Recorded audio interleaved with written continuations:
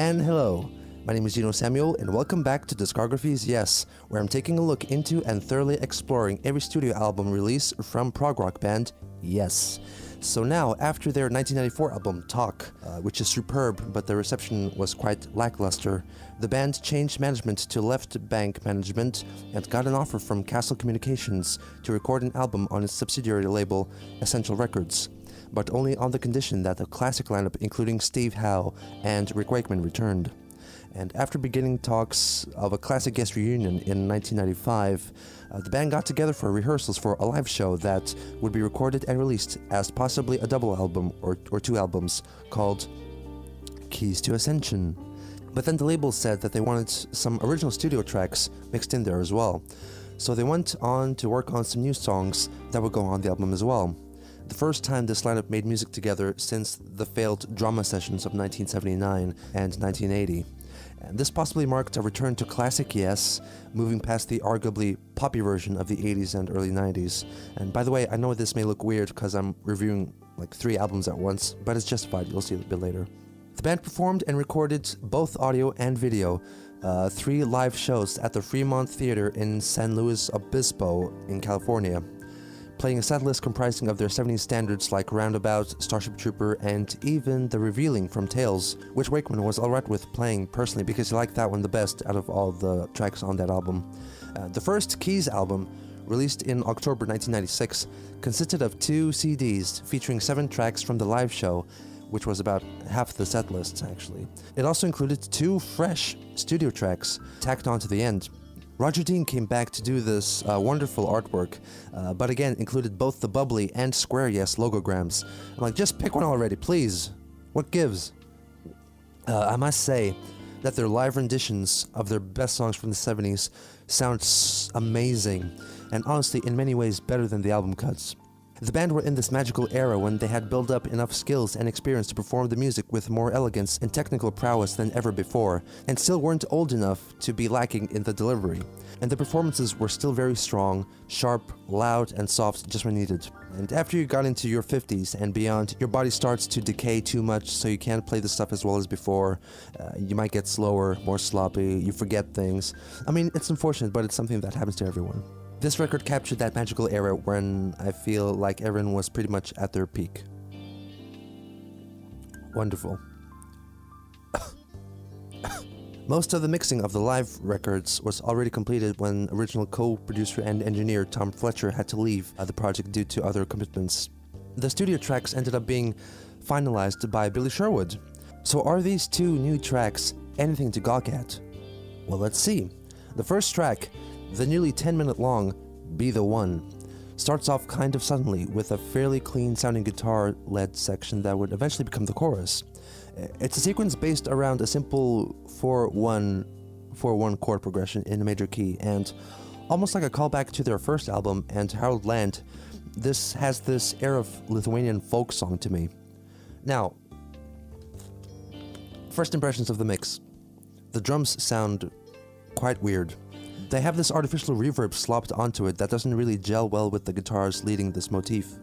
There's especially way too much of it in the snare. It sounds kind of amateurish. Also, where the heck is Chris? Where's the bass line? I found out later that Squire actually plays a piccolo bass on this track, which is a bass guitar that's tuned to an octave higher than the standard bass. And in addition, Steve Howe is credited as playing a 5-string bass on the song as well. And I guess that's why the bass line in Be the One feels pretty weak.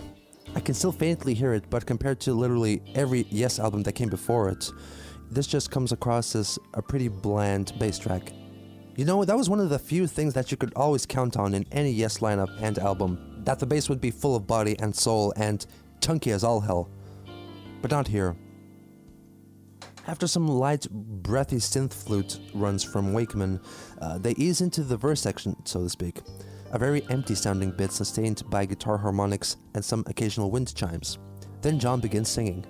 The melody and lyrics don't match the groove and feel of the instrumentals, at least in my mind.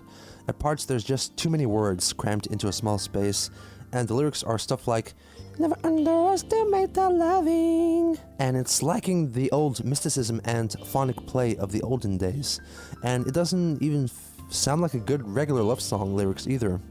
It gets better in the second half of the verse with the whole "I'll be there" bit. It's a better fit for the music there. The vocal track also exhibits this strange reverb effect that alienates it from the rest of the music, and it pushes the voice too far away from the instrumentals, and it joins the drums hanging out there in the back. Also, at some points, the chord movement and this one bass run combination really sounds like something Freddie Mercury would write. It's very unexpected and cool.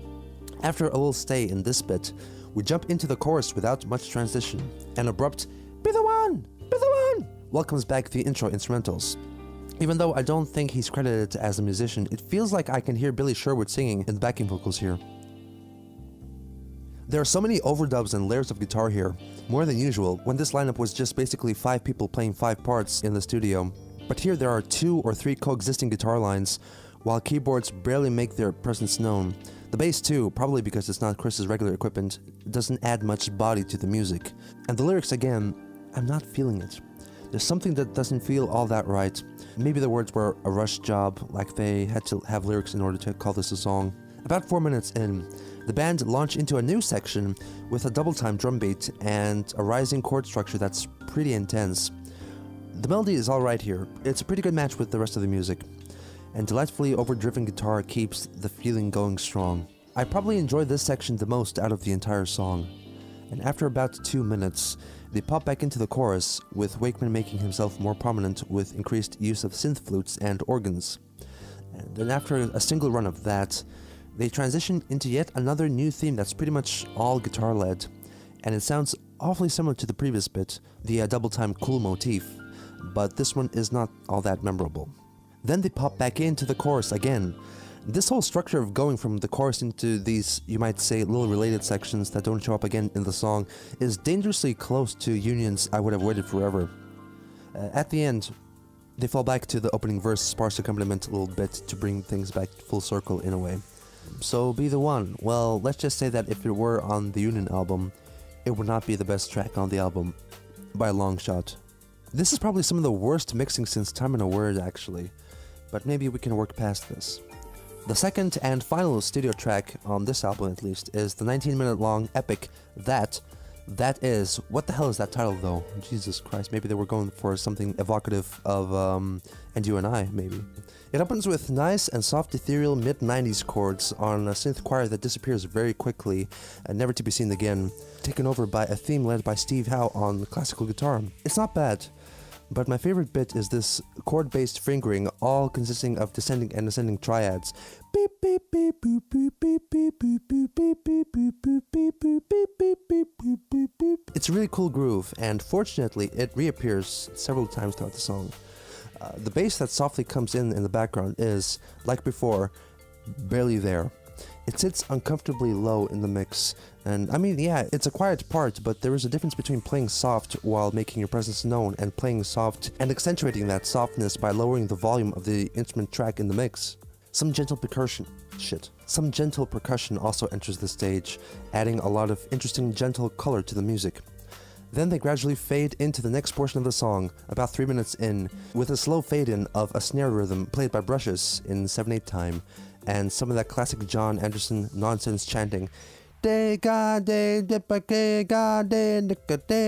once that takes over, and the classical guitar bit is all gone, guitar and bass launch into a pretty damn stellar rapid riff. It's like,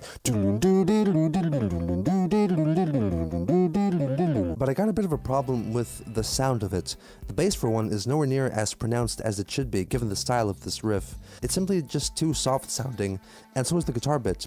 How puts on this semi-clean, lightly chorused guitar tone that also doesn't suit the riff.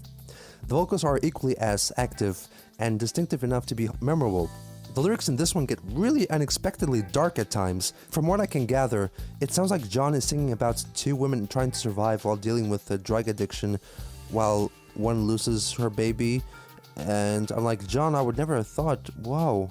This bit is quite good actually, in spite of the awkward mix. The singing, like before, doesn't gel well with the others. The drum line kicks ass, even though it too suffers from this wholly unnecessary reverb. This is a pretty good little number, and I enjoyed it greatly. At about 7 minutes in, The band switched things up and reintroduced that chordal fingerpicking classical guitar bit, except this time it's played by the very chorusy electric guitar. And it sounds really lovely.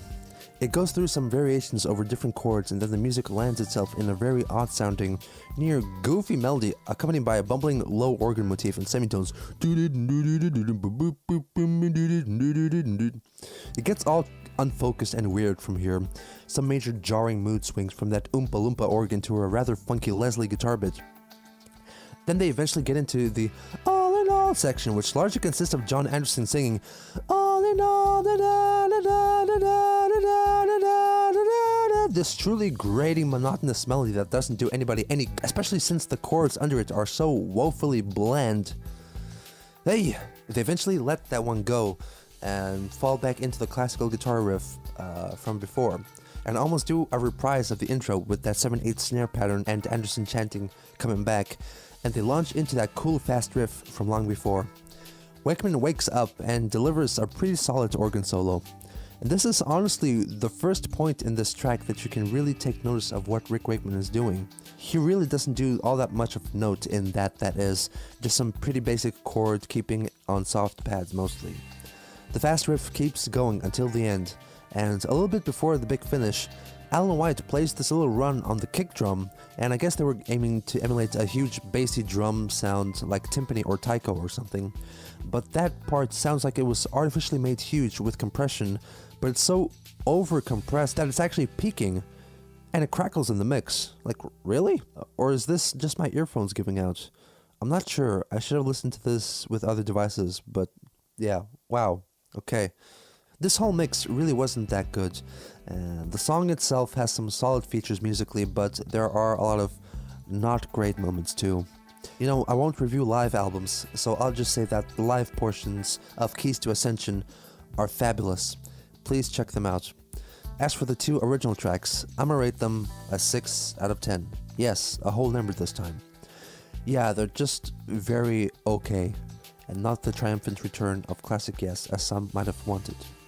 Meanwhile, setting this album aside, the band returned to the studio and began recording some new music, more organically, with Billy Sherwood serving as producer now. He really brought out the best of what everyone had to offer.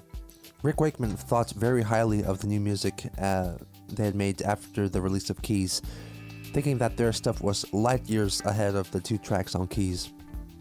He felt that the atmosphere of the recording process was really positive, the kind of interchange of creative ideas and sparks not seen since perhaps Fragile and Close to the Edge. So to his dismay, the record company assessed the situation and said, hey, we still have half the set from those live shows not released yet. Let's make Keys to Ascension 2, and release the remainder of that live show and make the new songs as bonus tracks for the double album. And this effectively reduced the significance of the new music to just a bunch of bonus tracks, which I think the whole band thought was a horrible idea. So Keys to Ascension 2 was released in November 1997 with 5 tracks from the live show on disc 1 and the newly recorded fresh stuff on disc 2. No complaints about the sound or the performances of the live tracks, which include Close to the Edge and You and I, and a surprise appearance from Time and a Word. Now, disc 2 has 5 new tracks on it. And are they as mind-blowing as Wakeman made them out to be? Well, let's see. The first track is Mind Drive, an 18-minute long epic. It begins with mysterious strings, which sound very cheap in retrospect, like it's the type of timbre that any good old cheap Yamaha can do now. But of course, back in those days, Wakeman must have felt pretty proud of being able to accomplish such state-of-the-art sounds. It was like a mellotron basically, but just without all the tape breaking.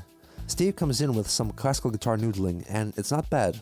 The introduction of this melody, the mood, the rhythm, and overall chordal movement remind me of the main theme from the movie Stalingrad, actually. The melody from the guitar is then taken over by the bass, which sounds great now. The music gradually gets more intense with extra layers getting introduced.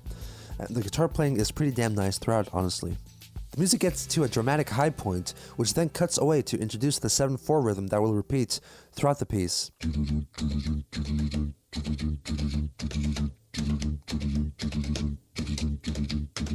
This joint effort from bass and snare, which Squire and White actually came up with during their failed XYZ sessions with Jimmy Page in the early 80s.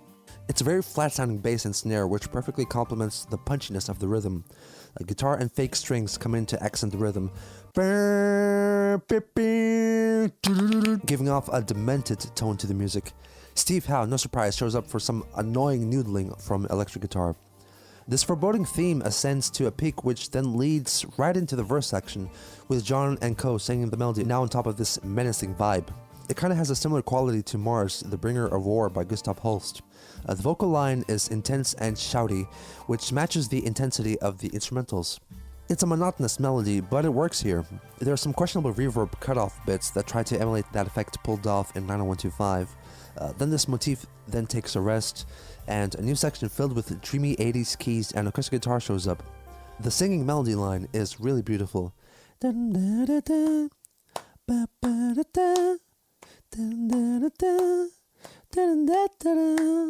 then it abruptly changes to this late 60s kind of psychedelic heavy bit. It has the most bizarre chord progression. Like, I wish I could have the competence to think of putting that set of chords in that order. Don't get me wrong, it's really cool, just very unusual, and keeping with the established menace of the song is equally as foreboding. And somehow Anderson manages to shout out a melody line, largely resting on one note. And it suits the music, and it fits really well actually. It's like, oh, look at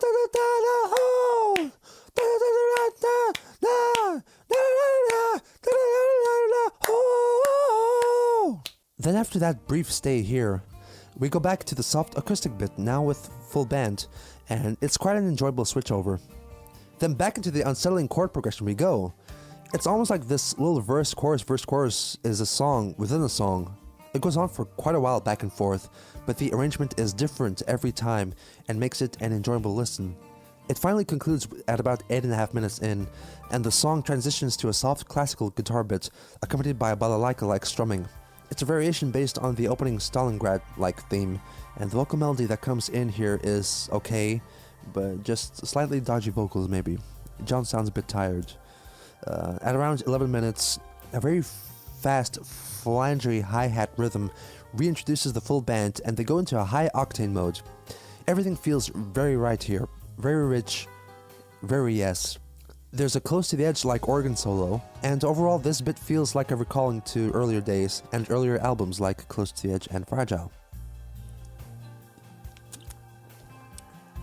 Then after going through that thorough brain melt, they fall back into the angry music motif, but it's all acoustic and sounds kind of strange to hear that weird set of chords so clearly played by a laid-back acoustic guitar. Then they go back into the bass and snare rhythm, which naturally leads into the full band motif from before. You get the heaven you like, you get the heaven! There's some more instrumental stuff from guitar and keys, and an organ backing shows up to accompany a meandering, floundering guitar solo. More keys show up to deliver a synth solo that occasionally sounds like a human voice. It's very interesting. The drums sound really huge and epic. Sounds so much better than the ones in Keys 1. Howe on guitar leads the band back into a reprise of previous high-energy instrumentals about 17 minutes in, which is very evocative of the 70s, though it also includes some very 90s key sounds in addition to a standard Moog lead.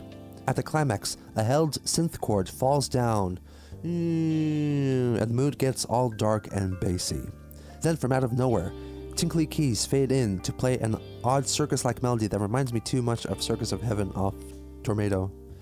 Some bits of Mind Drive sound like something from a PS1 game OST, but that's solely from the keyboard sounds used, and it makes sense because the PS1 came out around the same time.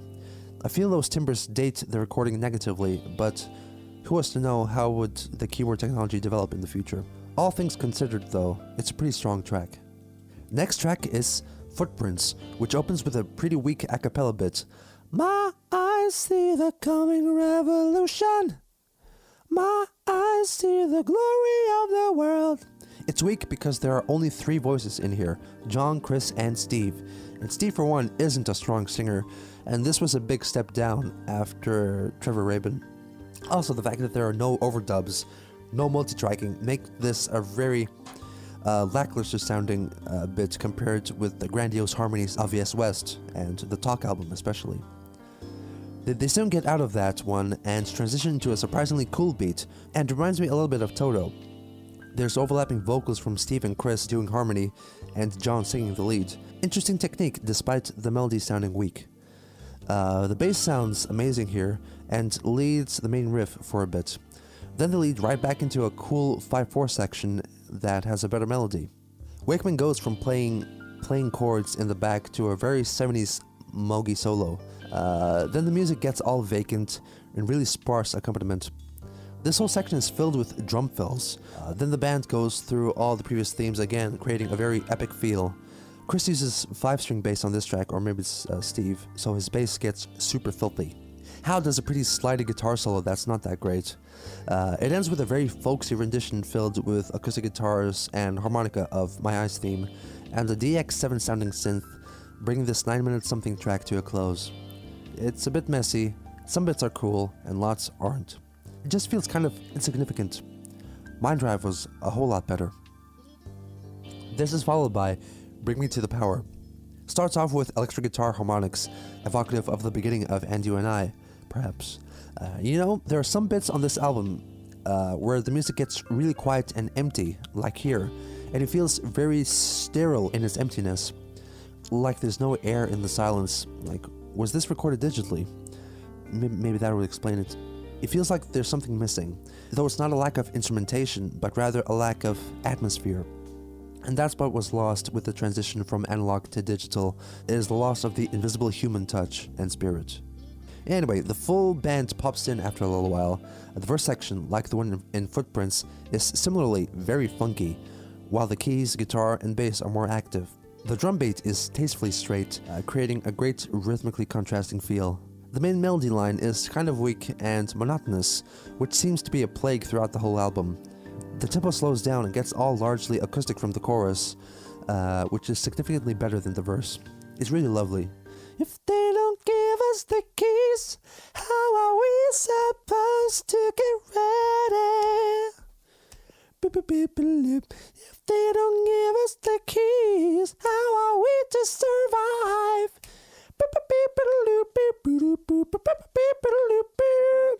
Cover me up and bring me to the power. Props to White for trying out some new cool rhythms on these songs. It really paid off. He created these almost funky R&B grooves not really heard to this extent before, and it truly helps you identify these songs as belonging to Keys too. And besides the drums, the guitar work sounds nice, filled with picking and running around. It builds up quite well. It then transitions to a slightly heavier chugging riff, with just the guitar playing.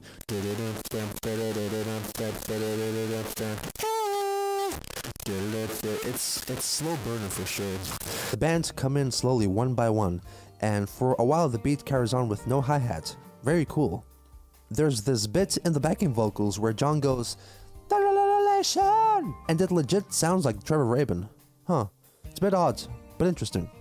Why is this bit so damn funky, dear god? The whole combo of the drum beat and simple bass pattern give off this Georgie Porgy by Toto vibe. Amazing, really. Then the bass turns up the phaser, and the band launch into this almost gospel-like motif to reprise the Give Them the Keys section, with a new cheerful, rich with vocals arrangement. The old melodies return, and we get another guitar solo and some delightfully fake horns from Keys. This all falls down into the almost coda-like section from the piece, which is based on the Give Them the Keys bit, but now it's all very low melodically and is only accompanied by guitar. They don't give us the keys, how are we supposed to get ready? If they don't give us the keys, how are we to survive? The first couple of lines sound really nice, but then John sings a line reminiscent of like a children's TV show song or something. It just sounds so weird and childish and off-putting. On Earth and everyone.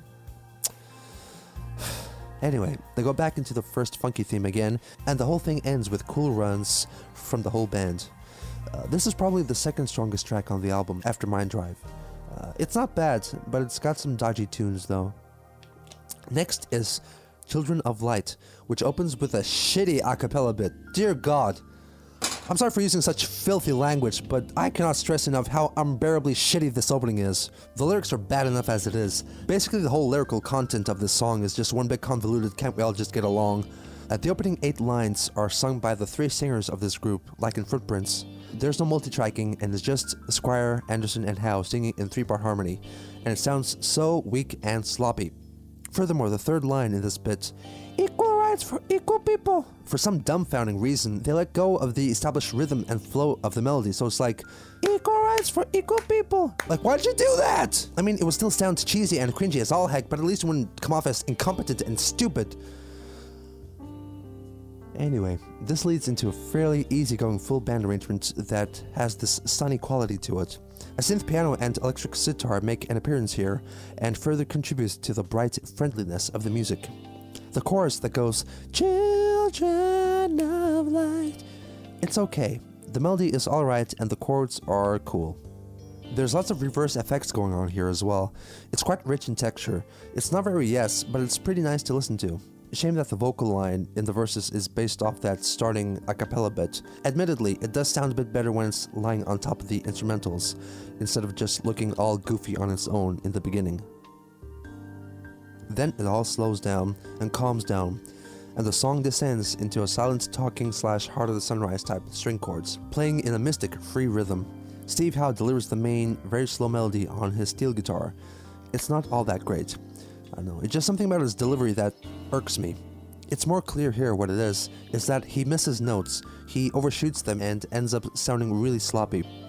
And this goes on for a good long while, until the end of the song, so basically the vocal Children of Light bit is the first half, and this ethereal abstract instrumental is the second half. It's not good. Really don't like it. Anyway, we then get to the fifth and final track off this album, Sign Language. It solely consists of Rick Wakeman playing synth piano, pizzicato strings, and sustained strings throughout. And Steve Howe plays a very jazzy, smooth, electric guitar melody. This is, I think, the first duet with those two. Steve attempts at a jazzy improvisation, and some bits sound really nice, and some are simply just wrong. It's around 3 minutes long, and it's a bit of an odd entry, with overall okay execution. So looking back, yeah, these songs are better than the ones in Keys, but light years ahead?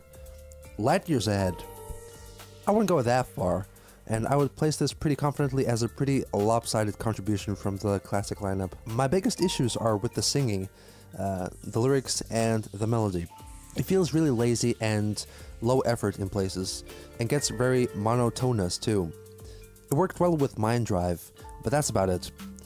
A lot of the album was lacking decent melodies and suffered from some truly god-awful lyrics, the most bland, basic lovey-dovey shit that you could imagine. So taking all that into account, I must say, again, go check out the live recordings on disc 1, they're freaking great. As for the original side of the album, I'ma give it a 6.2 out of 10.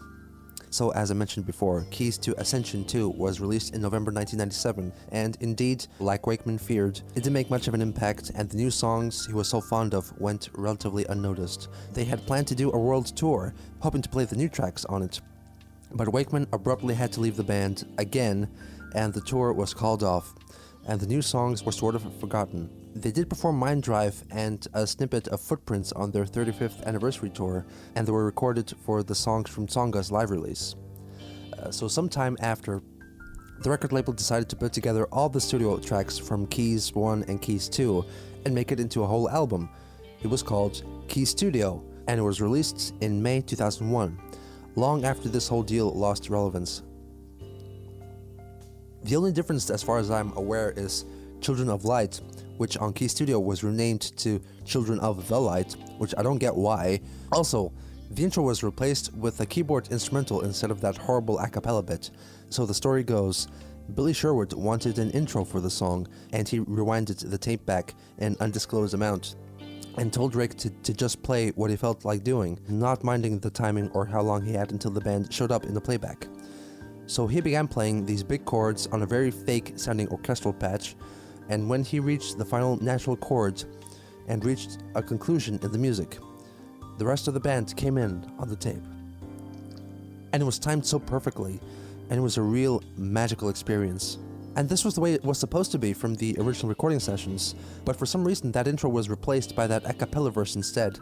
And it makes more sense now because it was never meant to be there in the first place. They just took that verse from later in the song when it was naturally sitting on top of band accompaniment, and they took the instrumentals away and slotted it into the beginning. I don't know why, it just sounds a lot worse, but there you go. So after Keys 1 and Keys 2, the classic Yes lineup was no more, and they were down to 4. So how did they carry on? Well, join me next Sunday when I'll be taking a look into their next studio effort, Open Your Eyes. Like and subscribe for more music reviews and original music. A special thanks to my patrons, and if you're interested in contributing, there's links to my Patreon and original music in the description down below.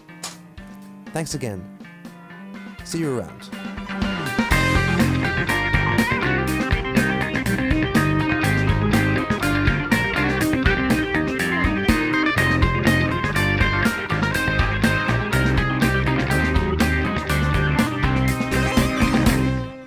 I cannot stress enough how unbearably shitty this opening is.